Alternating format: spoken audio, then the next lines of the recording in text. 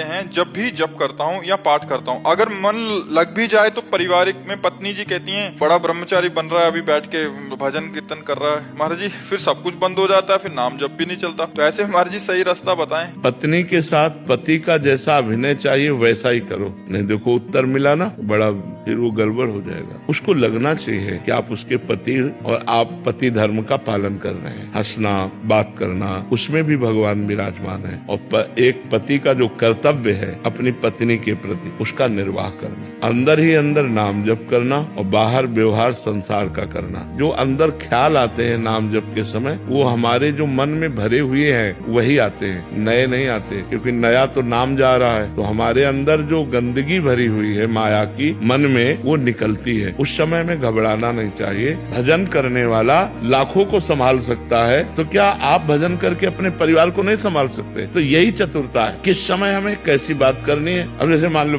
पत्नी आई, सुनो जी, नहीं अब हमसे बात मत करो, हम भजन कर रहे हैं, अब गड़बड़ हो जाएगा। हाँ हाँ बताओ, ऐसे प्यार से बात करो कि उसको लगना चाहिए कि हाँ ये नॉर्मल है। वो अगर देखेगी ये सीरियस हो रहे भजन में, तो वो घबरा जाएगी कि ये तो बाबा जी बन जाएंगे। ये तो वो तो बोलती है अगर भजन करोगे तो काम नहीं बन के आऊंगी मैं। ये, और अगर तुम ठीक अभिनय करोगे तो अर्धांगिनी बन के रहेगी। खुद पर आत्मविश्वास कैसे बनाऊं? मेरे जीवन में बेपरवाही कैसे आए? जब हृदय पवित्र हो जाता है तब ये आता है। महाराज जी जैसे कि असफलता जब मिलती है, असफलता पर असफलता जब मिलते जाती है ना, तो उस समय अंदर से कमजोर हो जाए आत्मविश्वास नहीं, हाँ ये जरूर बात है भजन की कमी के कारण, लेकिन असफलता ही हमें सफलता का मार्ग दिखाती है। जो जीवन में भगवान के मार्ग में चले और असफल हुए, वही बहुत ऊंचाई पर पहुंच गए। वो बड़े बड़े फेलियरों को ऐसा पास कर दिया कि जगत बंधनी बना दिया। तो जब हृदय पवित्र हो जाएगा तो आत्मविश्वास बढ़ता है, और विश्वास जहां बढ़ा तहां भक्ति हृदय में आ गई। हृदय पवित्र होगा नाम जप से, परोपकार से, तीर्थ सेवन से।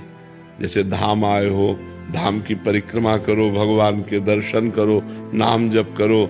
कभी किसी वयोवृद्ध किसी की सेवा मिल जाए बीमार की, हर किसी के प्रति निभाने के बाद भी अगर कोई खुश ना रहे तो हमें उस चीज को नहीं रहे। ये संसार का नियम है। आप किसी को प्यार करोगे, आप किसी को सुख पहुंचाओगे, वो पलट के ऐसी चेष्टा करेगा कि आपको दुख होगा, आपको रोना पड़ेगा। ये यहाँ संसार का नियम है। अपने है कि जो हमें गाली दे उसका भी मंगल मनाए, लेकिन आप लोगों का हृदय इसलिए दुखी हो जाता है कि कम से कम यार हम तुम्हें इतना सुख दे रहे हैं, इतना अनुकूल हो रहे हैं, तो तुम प्यार से तो बात कर लो। लेकिन संसार ऐसा नहीं है। आप जितना सुख दोगे उसके प्रतिकूल आपके साथ व्यवहार करे। मेरी कमी है या नियति का ही ऐसा विधान? ये माया का ऐसा खेल है। इसीलिए संतों को सिखाया गया है कि सहो, सह जाओ। सह जाओगे तो दुखी नहीं होगे, नहीं तो दुख देगा संसार, पक्का दुख देगा, पक्का। कोई ऐसा नहीं, चाहे भाई हो चाहे कोई भी हो, चाहे जितना आप सुख बिछा दो, अपना सब कुछ खाली कर दो, लेकिन जब तुम्हारा नंबर आएगा उससे जरा भी लेने का, तो आपको उसका चेहरा बदलना नजर आएगा। संसार का खेल ऐसा है कि अगर आप वर्षों सेवा करो, एक बार प्रतिकूलता उसको लग जाए, वो तुम्हें, तो हमें लगता है हम ऐसा ना देखें, हम भगवान को समर्पित करें। जो नेकी किया वो भगवान को समर्पित है। तुम बुरा करोगे, भगवान तुम्हें देख रहा है। हम अच्छा कर रहे हैं, भगवान हमें देख रहा है। हम अपनी अच्छाई न रोकें, लोगों को जो जैसा व्यवहार मनावे वैसा करें। हमारा कर्तव्य है लोगों के प्रति अच्छा व्यवहार करना, तो हम जीत जाएंगे।